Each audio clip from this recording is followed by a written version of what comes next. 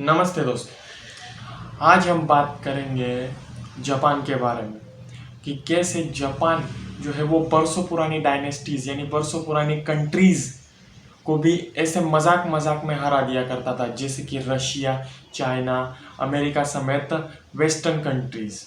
इन सब कंट्रीज को जो है वो जापान जो है वो मजा चखा देता था, वो भी मजाक मजाक में।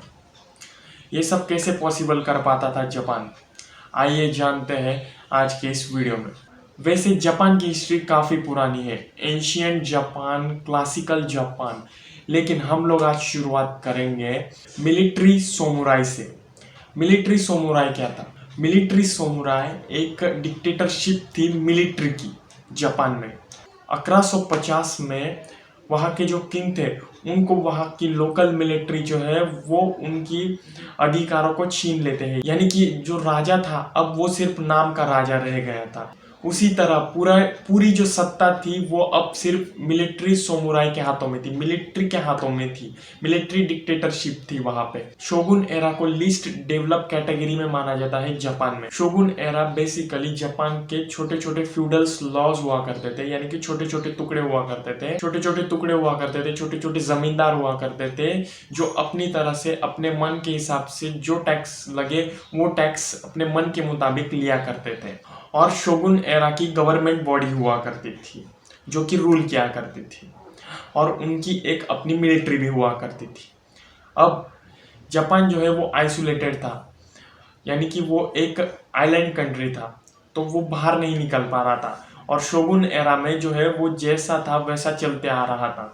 अब 1850 में जो है वो अमेरिका वहां पे आता है और उनके साथ ट्रेड करने की कोशिश करता है, लेकिन जापानीज उन्हें मना कर, जो शोगुन गवर्नमेंट थी, जो लोकल गवर्नमेंट थी वहां की, वो उन्हें मना कर देती है। और अमेरिका जो है वो हथियारों के बल पे उन्हें धमकी देता है, या तो हमारे साथ आप ट्रेड कीजिए या फिर हमारे साथ वॉर कीजिए। तो जापानीज इतने डेवलप नहीं थे कि वो अमेरिका को टक्कर दे सके, तो इसीलिए वो मंजूर हो जाते हैं उनके साथ ट्रेड करने के लिए। तो अमेरिका ने भले ही धमकी दी थी जापान को, लेकिन इसका फायदा जापान को बहुत हुआ, क्योंकि वहां पे बहुत सी डेवलपमेंट हुई। इंडस्ट्री को प्रमोट किया गया, ट्रेन्स को प्रमोट किया गया। वहां के लोकल लोगों ने जब पहली बार ट्रेन देखी तो वो बहुत से खुश हुए, और वहीं पर बहुत से उद्योगीकरण भी हुआ, यानी कि अमेरिका के साथ ट्रेड करने से जापान का ही फायदा था। लेकिन ये सब चीजें जो वहाँ के शोगुन लोग थे, जो शोगुन गवर्नमेंट थी, उन्हें पसंद नहीं आ रही थी, क्योंकि इतने सालों से वही रूल करते आ रहे थे जापान पे,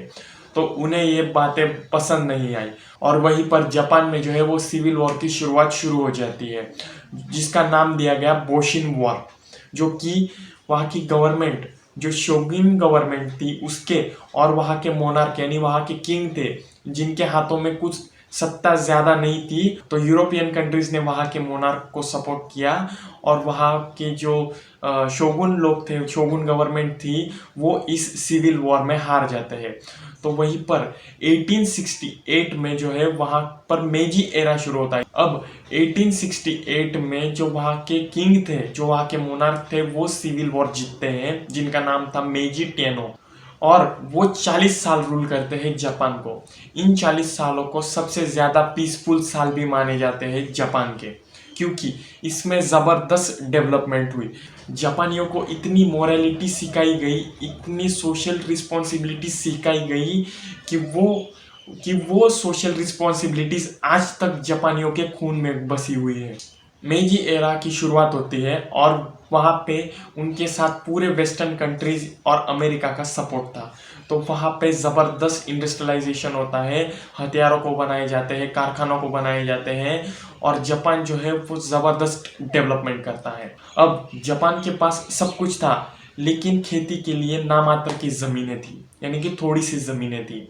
तो उनका जो मोरल एम्बिशियस था, तो उनका जो एम्बिशन था वो बढ़ने लगा, तो उन्हें और जमीनों की जरूरत पड़ने लगी। और जापानी नेवी का तो क्या ही कहना, जापानी नेवी उस समय की स्ट्रॉन्गेस्ट नेवी मानी जाती थी।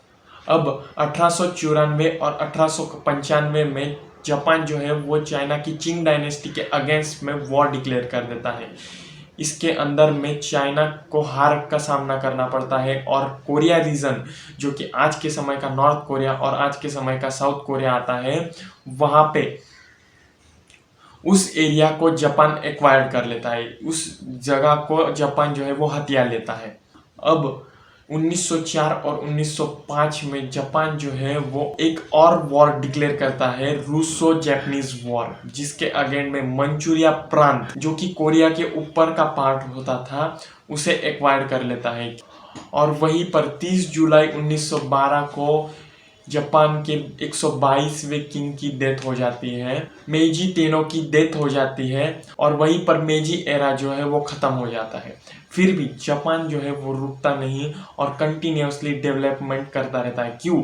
क्योंकि उनके जो वो 40 साल थे जिसमें उन्होंने डिसिप्लिन, सोशल रिस्पॉन्सिबिलिटीज और मोरालिटीज जैसी चीजें सीखी थी, वो उन्हें काम आती है आगे चल के। और अगर आप आज भी देखें तो जापानियों में आज भी ये सब चीजें भरी पड़ी हुई होती है। तो यही रीजन था कि जापान इतना डेवलपमेंट हो गया कि उसने आगे चल के वर्ल्ड वॉर में जो है वो बड़ी बड़ी कंट्रीज को भी टक्कर दी। आशा करता हूँ आपको ये वीडियो अच्छा लगा होगा, एजुकेशनल और इन्फॉर्मेशनल लगा होगा। अगर अच्छा लगा होगा तो प्लीज़ सब्सक्राइब कीजिए हमारे चैनल को और हमारी इस वर्ल्ड वॉर की सीरीज़ में आगे भी बने रहिए। धन्यवाद।